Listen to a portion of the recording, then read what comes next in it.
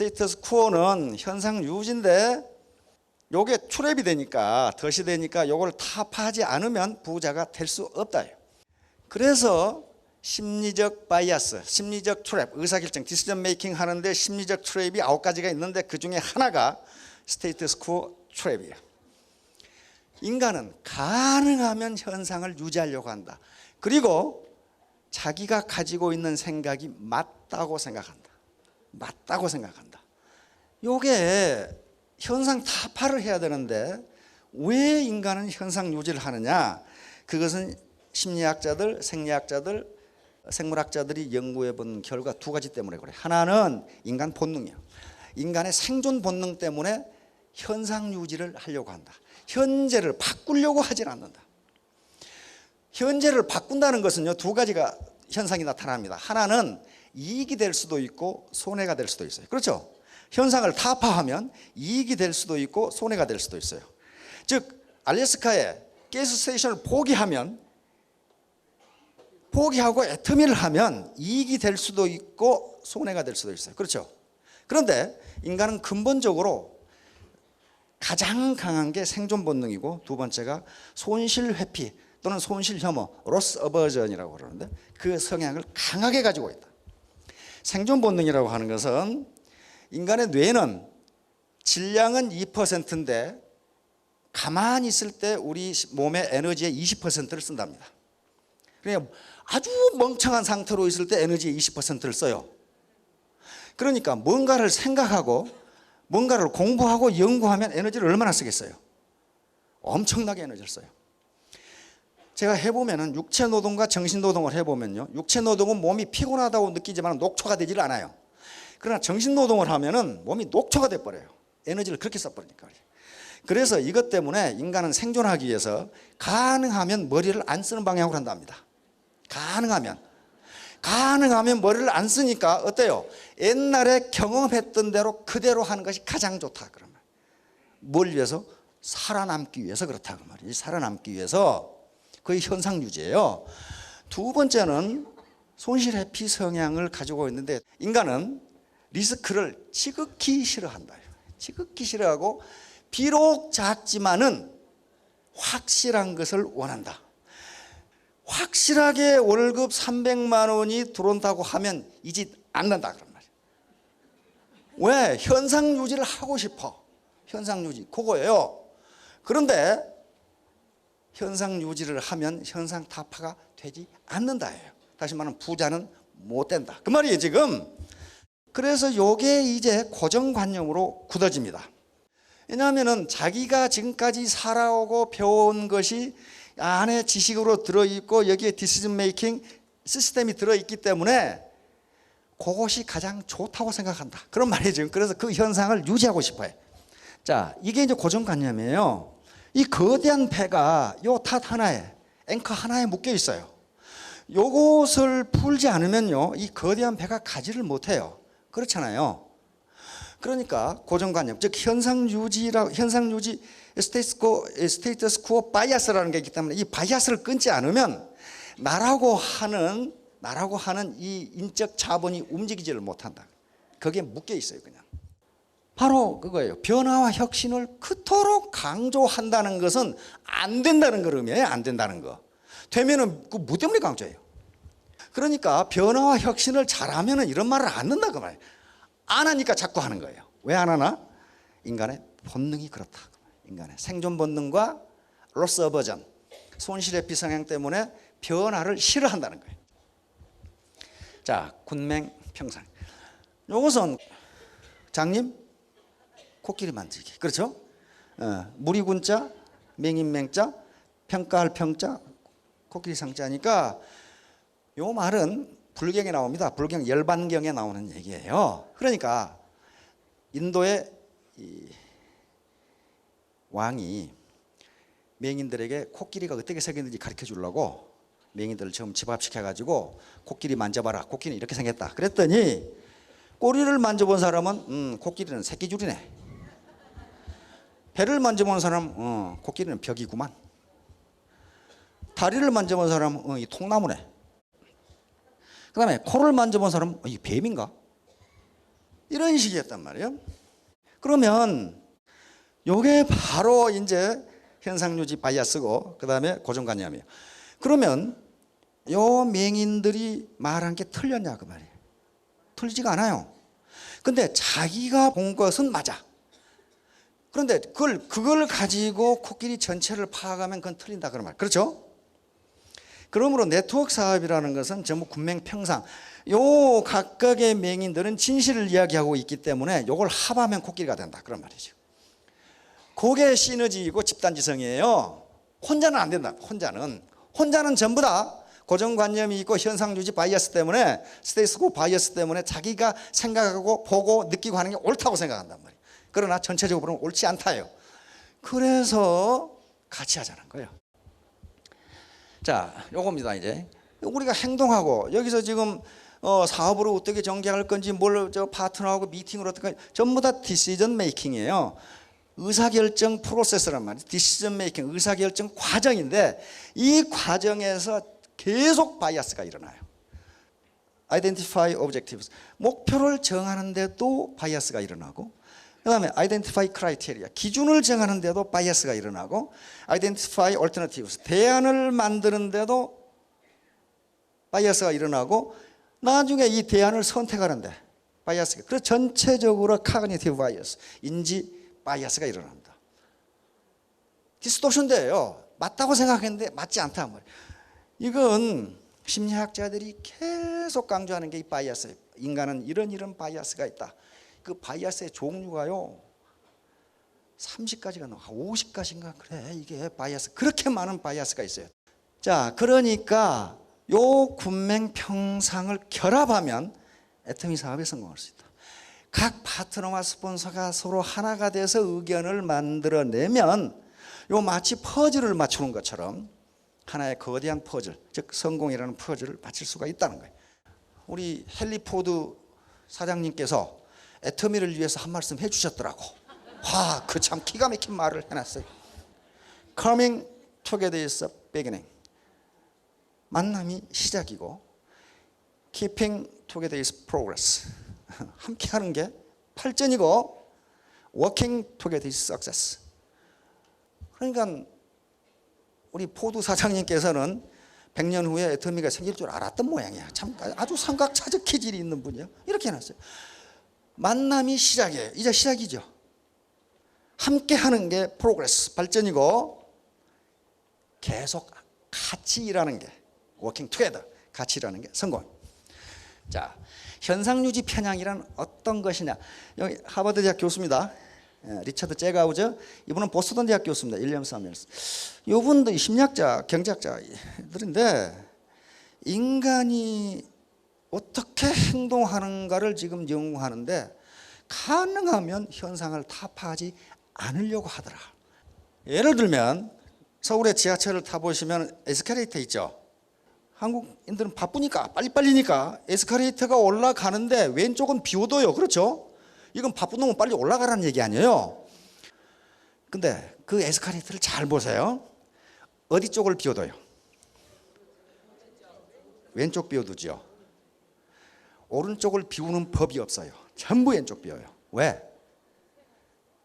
좌측 통행. 왜냐하면은 현상을 유지하려고 하는 인간은 생존 본능과 관계되기 때문에 현상을 타파하는 것이 굉장한 이익이 되지 않으면 현상을 타파하지 않는다 그런 말이에요. 우측하고 좌측 통행하는 게 무슨 손해가 있고 이익이 있겠어요. 그런데 어떤 멍청한 놈이 그걸 해놨어 또. 그런데 국민은 말을 안 들어요. 왜? 안 듣고 싶어 안 듣는 게 아니라 몸이 그쪽으로 가. 그냥 이렇게 몸이 아무 생각 없어 그냥 그쪽으로 가요. 이게 현상유지 편향이에요. 그래서 인간의 현상유지 편향을 무시하고 정책을 하면 다음 정권에서 도로함이 탑으로 돼버려요. 그렇게 되질 않아요. 자, 기본 선택이 있습니다. 자, 정책이나 요건 비즈니스에도 활용하시기 바랍니다. 기본 선택, 디폴트 옵션이라고 그럽니다. 디폴트 옵션이라고 그러는데 이건 옵션을 지정하지 않을 때 자동적으로 선택할 수 있는 옵션. 예를 들면 설문을 할 때 특별히 반대하는 의견을 제시하지 않으면 동의한 것으로 간주하는 이 방법을 디폴트 옵션, 기본 선택이라 그래. 예를 들면 이겁니다. 독일 있죠. 독일하고 오스트리아, 그 밑에 오스트리아 바로 붙어 있죠. 이게 독일이고 이게 오스트리아니까 같은 게르만 민족이고 국민성도 똑같아요. 문화도 똑같고 언어도 똑같고 다 똑같아요. 그런데 뭐가 얼토당토하는 차이가 나냐면은 장기 기증.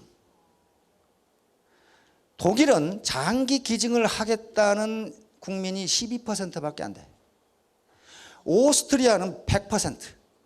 이렇게 돼요. 그러면 두 민족이, 두 국가의 국민이 무슨 도덕성이나 선이나 정의감의 차이가 나냐? 그렇지 않단 말이에요. 설문의 차이가 있어요. 오스트리아는 뭐라고 돼 있냐면은 장기 기증을 하기 싫은 분은 당국에 전화를 하시오. 이렇게 돼 있단 말이에요. 그런데 뭐 전화 안 한다고 해서 특별히 내 장기를 어떤 놈이 떼갈 것도 아니고, 다시 말하면 전화 안 한다고 해서 나에게 손해될 게 지금 별로 없어요. 전화한다고 해서 이익될 것도 없어. 그렇잖아요. 그러니까 기본 선택, 귀찮으니까 내버려 둬버려. 그러니까 100% 찬성. 이때 기본 선택은 뭐예요? 장기 기증이 기본 선택이에요. 안 할 사람만 전화해라 이 말이에요. 독일은 반대로 돼 있어.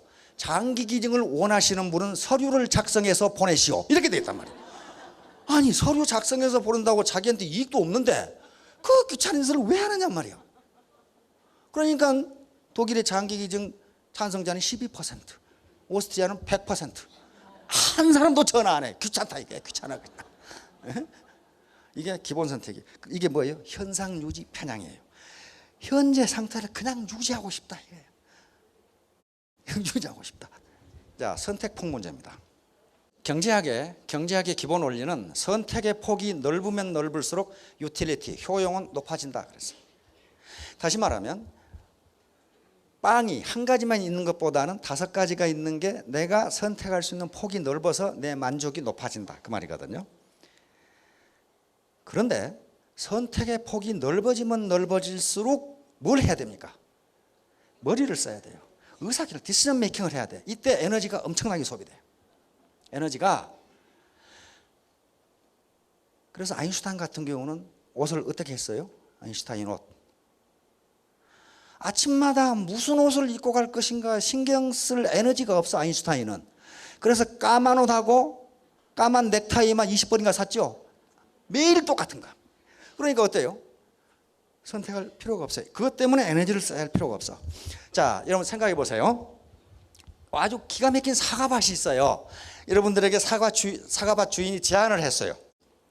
이쪽으로 쑥 지나가면서 제일 좋은 사과를 하나 따 가지세요. 단 뒤로 돌아올 수는 없습니다. 어떤 거 따실 것 같아요? 제일 좋은 거 딸 것 같아요? 맨 끝머리 가서 제일 못생긴 거 하나 따가지고 더 좋은 게 있을 것 같거든. 이것보다 더 좋은 게 있겠지. 계속. 왜? 선택의 폭이 너무 넓으니까 맨 끝머리 가서 아이고 이거라도 안 따면 안 되겠네 해가지고 제일 나쁜 거 따가. 이게 선택의 폭이 넓을 때 나타나는 현상입니다. 그게 사회적으로 어떻게 나타나냐? 이렇게 나타나요. 이렇게 잘생긴 남녀 중에 혼자 사는 놈들이 많아요. 왜? 상당히 좋은 조건을 가지고 있기 때문에 자기 짝을 찾을 수 있는 선택의 폭이 굉장히 넓어요. 남자들은 평강공주를 찾고 있고 여자들은 백마탄 왕자를 찾고 있는데 평강공주와 백마탄 왕자는 그렇게 많지가 않아요. 선택의 폭이 넓으면 이렇게 디시전 메이킹을 하기가 어렵습니다. 그래서 이렇게 맞선을 볼 때 선택의 폭이 넓은 경우에 결혼을 할 수 있는 유일한 방법은 선택의 폭을 인위적으로 제한하는 겁니다. 예를 들면 내가 맞선을 보는데 10명만 보겠다고 이걸 제한해야 돼. 그리고 그 10명 중에서 제일 마음에 드는 아가씨와 하겠다. 그럼 굉장히 성공적이에요. 100명을 봐도요 거기 마음에 드는 아가씨가 없어요. 그런데 이것을 학자들은 함정이라고 그럽니다. 현상 유지가 본능이고 이것 때문에 의사결정이 잘 안 된다 그런 말이죠. 자, 그러면 이제 소유 효과라는 게 있습니다. 인다우먼트 이펙트라고 하는데 이게 소유 효과. 자신이 소유하고 있는 것. 그것은 창작품도 그렇고 지식, 부동산, 주식, 자녀, 재산, 지위, 권리 이게 다 마찬가지. 자기가 소유하고 있는 것에 대한 가치 평가는 객관적 가치보다 훨씬 높게 평가한다예요.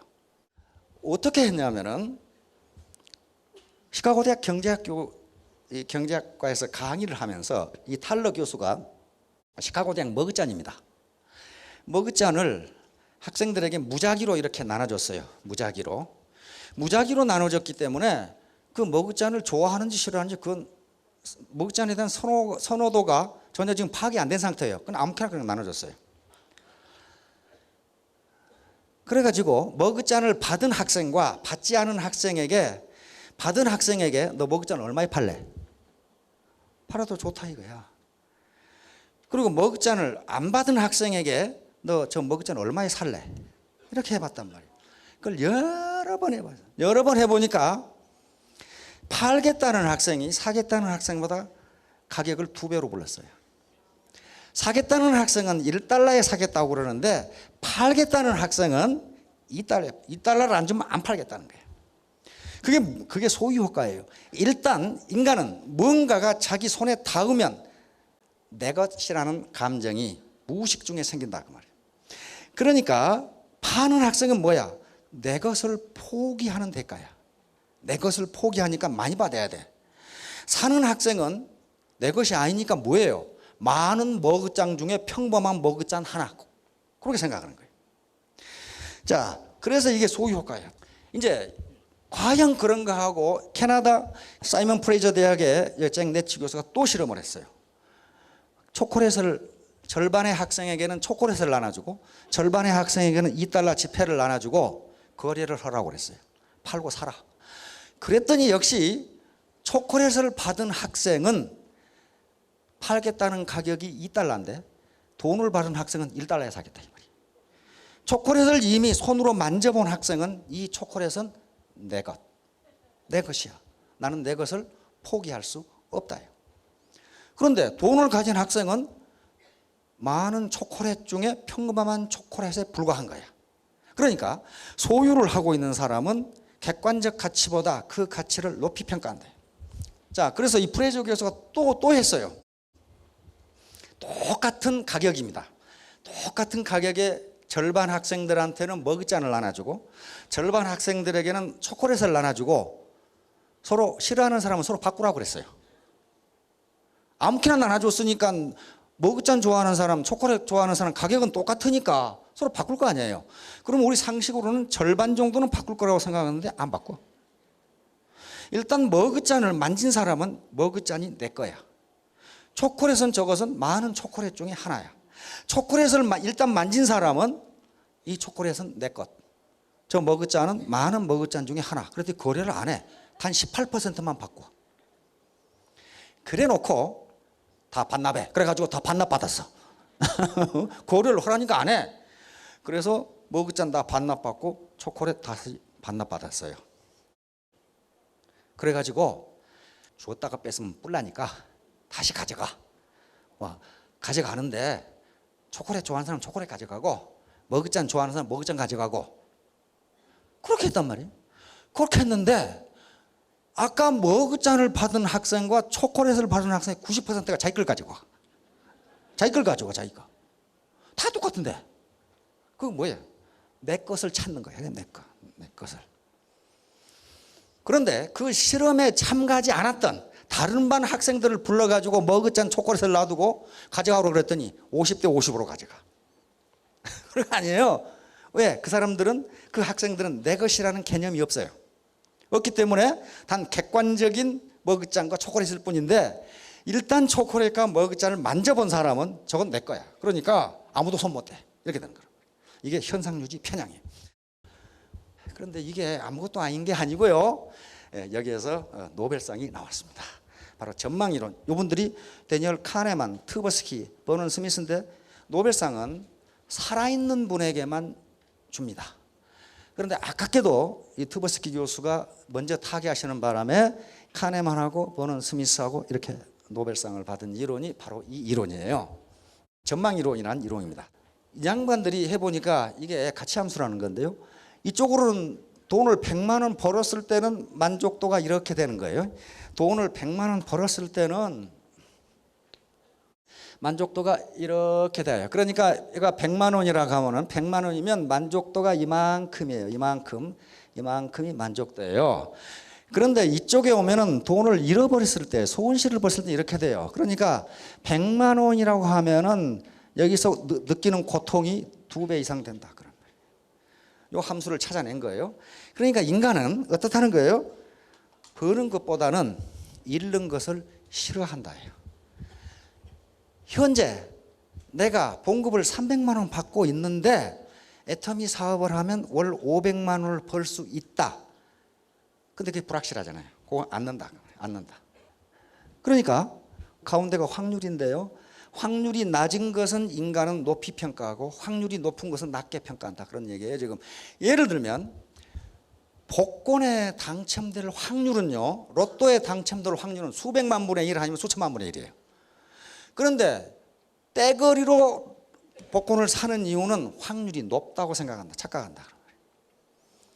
그 다음에 비행기가 추락할 확률은 교통사고 확률보다 훨씬 낮아요. 그런데 비행기 탈 때는 상해보험을 드는데 버스 탈 때는 안 들어요. 그렇잖아요. 그게 뭐냐 하면 확률이 낮은 것은 높이 평가하고 높은 것은 낮게 평가한다. 틀짓기 효과. 이것은 인간은 자기가 세상을 보는 틀이 있는데 긍정적인 틀로 표현했을 때 그걸 선택한다는 거예요. 긍정적인 틀로, 부정적인 틀로 부정적인 진술, 스테이트먼트를 하면 선택하지 않는다는 거예요. 예를 들면 이 약을 먹으면 600명 중에 200명이 살 수 있습니다. 그러면 그 약을 먹는다는 거예요. 이 약을 먹으면 600명 중에 200명이 살 수 있습니다. 그러면 그 약을 먹는데 똑같은 얘기인데 이 약을 먹어도 600명 중에 400명은 죽습니다. 똑같잖아요. 똑같은데 그러면 안 먹는다는 거예요. 그러니까 가능하면 긍정적으로 얘기하라는 거예요. 이 약을 드시면 600명 중에 200명은 사십니다. 근데 이 약을 먹어도 600명 중에 400명은 죽습니다. 그러면 안 먹는다는 거예요. 그걸. 똑같은 얘기인데. 그래서 가능하면 긍정적으로 얘기해요. 그러니까 현상 유지라는 것은 후퇴를 이야기합니다. 오리가 강에 떠 있어도 현상 유지를 하려면 밑에서 발이 움직여야 되죠.